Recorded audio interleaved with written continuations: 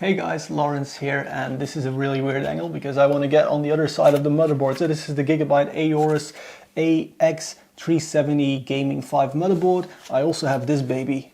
Ryzen is finally here, which is why I did not take too much time setting up, because I want to get straight to building. But I can't build it in a computer case just yet because all my computer cases are still under NDA. So anyway, I'm going to get to the other side. Let's get started. I've got a 1700, I've got the Aorus Gaming 5 board, and I've got some HyperX memory. Right then, I can finally get to building on the Gaming 5 board by Aorus. It's been since the 8120 that I built a high-end AMD system because I was super disappointed with it. I wasn't cold because my room was on fire whenever I had a bulldozer chip on, but anyway, it's been so long since I've done AMD. I like how the stick just stands up and doesn't fall over like with the Intel boards. Let's get her open. Ooh. Ryzen, finally, so stoked. Now, I have to find the triangle so that I don't ruin the pins on the chip, because AMD still has the pins on there. The triangle, oh, that's weird. So with AMD, the triangle is all the way up there. And it's really just weird to have the triangle up there because, I mean, my text is... That's going to be a very negative review of the 1700 because the text is tilted. Also, that one's so smooth. Okay, got to get some memory in here. First of all, are these things labeled? DDR4 okay, so 1 and this is 2. So I'll get this bank and I'll get this bank. Awesome, I got the HyperX memory. So this is just Fury HyperX memory. Nothing too crazy, nothing too expensive because I just spend a lot of money upgrading to AM4. I hope they're not dead, but I've been using HyperX memory in the other build and in Project 1 as well.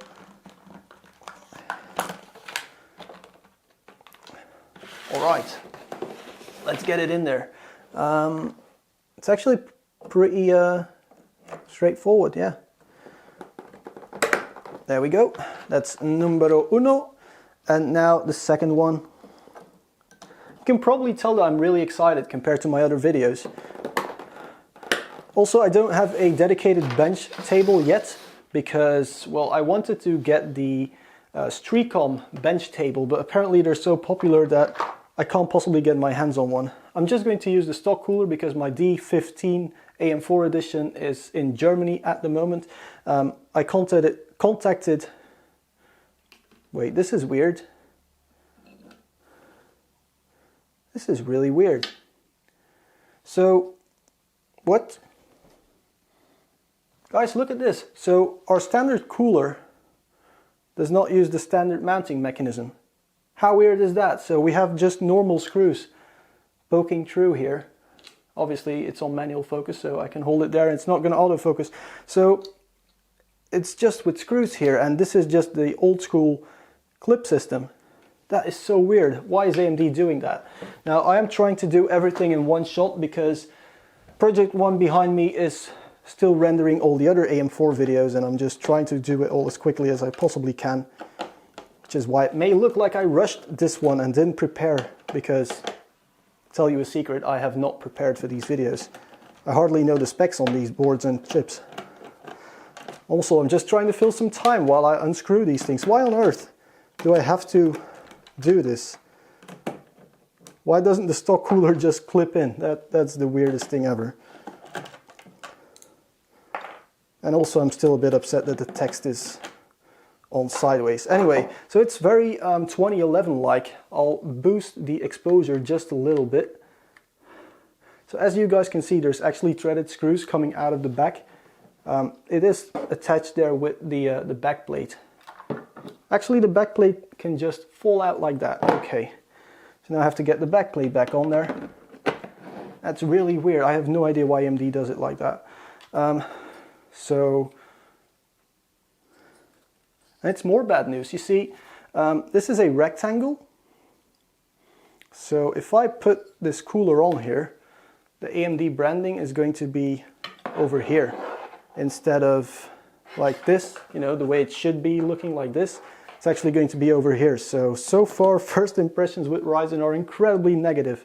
Everything's at an angle, although you could just do that. Maybe we should all go back to cases like those Silverstone Raven ones, where the motherboard itself was not in straight with the I/O at the top. Perhaps that would solve all these text issues that I'm having, but then this Aorus logo on the chipset would be on sideways.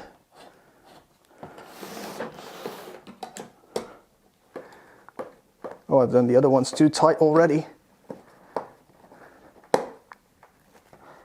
Get in there. There we go. Okay, doesn't take a whole lot of turns actually. Yeah, I mean, I'm obviously just kidding with, you know, complaining about text. You know, I do get it that I complain an awful lot, and everyone who knows me tells me that I do complain a lot, but obviously if I were doing reviews and I was not complaining, well then what sort of reviewer would I be? The reviewer who thinks everything's nice, and then I get comments on a video like with the Kaspersky where they ask me how much I was paid.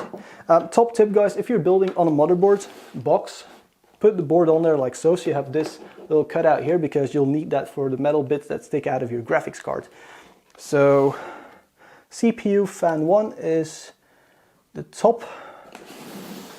So CPU fan 1 is all the way up here. Also, it is 2017, so I am going to run our RGB lighting on the CPU cooler. So that is over here. So I have to just remove this rubber cover because obviously no one's going to go with a build that does not have RGB, obviously. So is there some sort of angle that this thing has to go in, or does it not matter at all? It does look like it's keyed a little bit. Okay, so it goes in like so.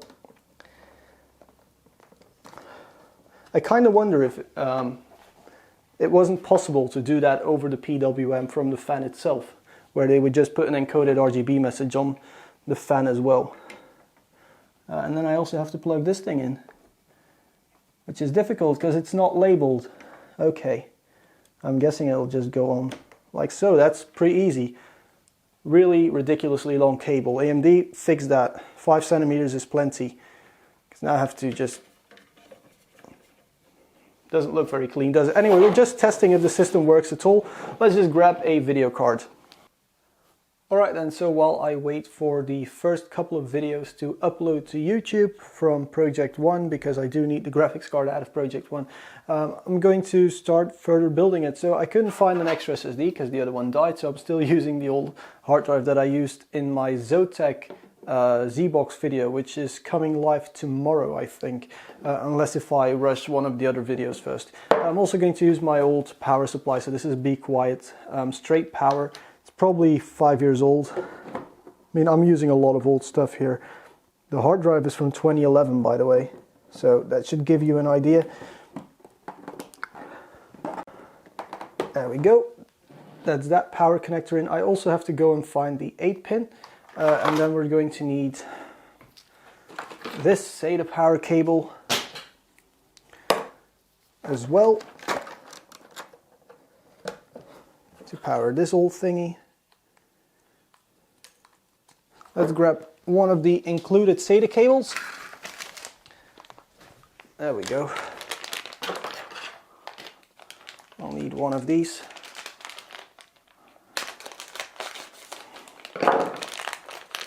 I don't know about any videos that have gone live yet, so if I'm getting something completely wrong, or if there are problems with this product that I'm not aware of yet because I haven't watched any videos about it yet, yeah, I haven't watched any. I just went from school straight to the shop, bought all this stuff, and I'm now rushing out 3 videos before even testing anything. But I guess some of you may like this sort of content format. I don't know if all of you will like it, but hey, if 5 guys give me a like, then that's better than with some other videos. Also, I wanted to show you guys something really cool. This is also coming up in a future review, but BenQ just sent me this thing. This is a wireless beamer, so it runs on some software. I haven't actually tested it because it just arrived. But this is a beamer you can wirelessly pair with it. This bottom section is a battery pack, so this is meant for traveling, but it's actually pretty nice. So I'll be using this instead of a display for the next bit in this video. But now I'm just going to have to steal a graphics card out of Project One. Alright, so I have my GTX 970 here. Let's just throw it in there, hook it up, and see if I didn't get a dead on arrival setup here, because that would be horrible. Anyway, it looks a lot better already with a graphics card in there. I would like to have an Aorus graphics card, but I don't know anyone at Gigabyte, so we're not doing that. Also, I completely forgot that I still had to go get a second 8-pin for our motherboard, so that I can actually power the CPU. Let's go and do that real quick. I'll be right back.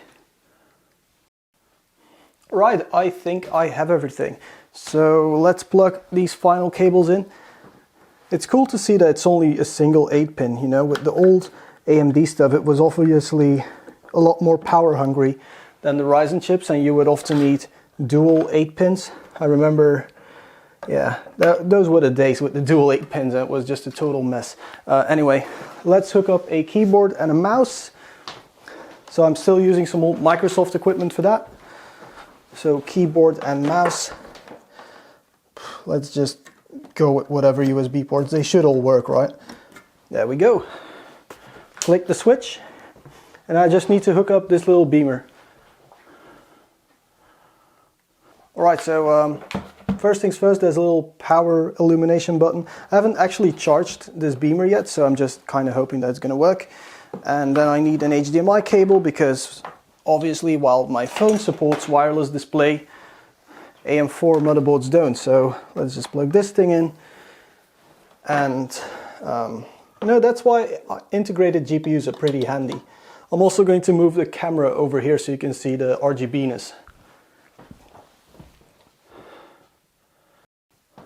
Alright, exciting days. My first time booting an AM4 motherboard, first time booting a Ryzen chip. Let's see what happens when pushing this little button.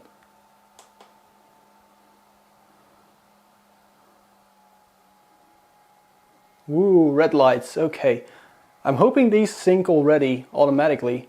And actually, if this Wraith cooler is any good, I may just keep using it. Obviously, I'll do an overclocking video with the D14. But yeah, stuff's looking pretty good already. It is getting into a bit of a boot loop. There isn't an LED poster on this motherboard, so hopefully I can find a way to get into the BIOS. Alright guys, here's what it looks like in complete darkness. We're going to look at the BIOS real quick. So first of all, I have to say it looks pretty old school, which to be honest I like.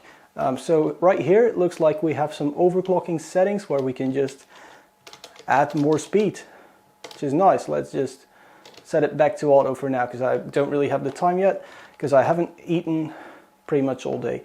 Other than at noon, but whatever. So we can set some XMP things. As we can see, it has detected my memory properly. We have some advanced memory settings. There was apparently some talk about the memory not working properly with these boards at really high speeds.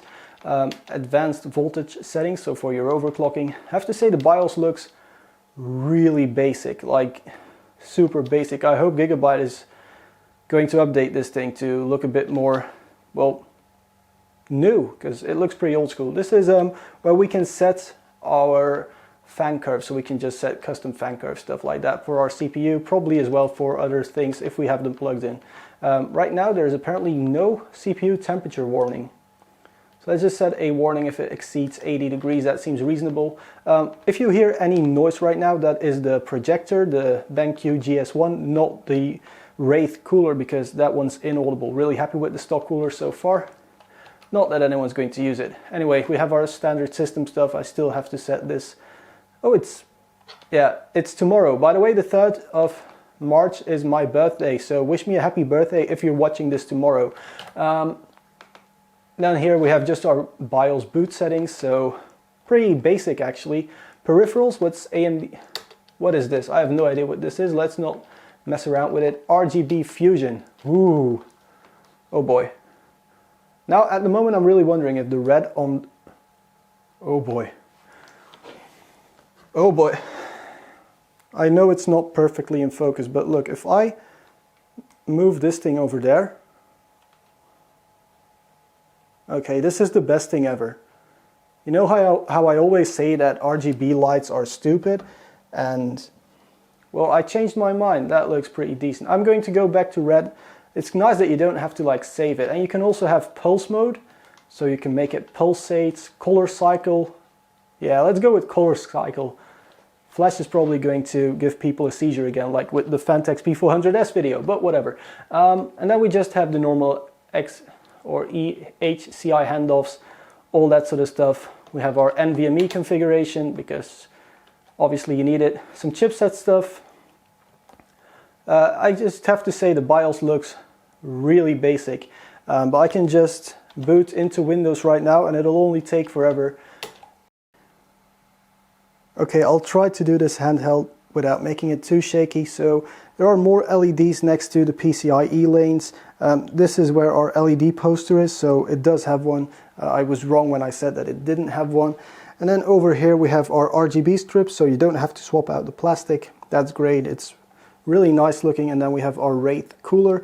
You can actually change the orientation of the Wraith cooler because there are square screws here, but my screwdriver was interfering with the plastic shroud, so I'm not going to do that right away. However, I have to say, first impressions with Ryzen, really good. So I'm just going to log in, play some video games, and say goodbye to you guys. I'll be doing full-on reviews in the very near future. So guys, if you like this video, press that like button.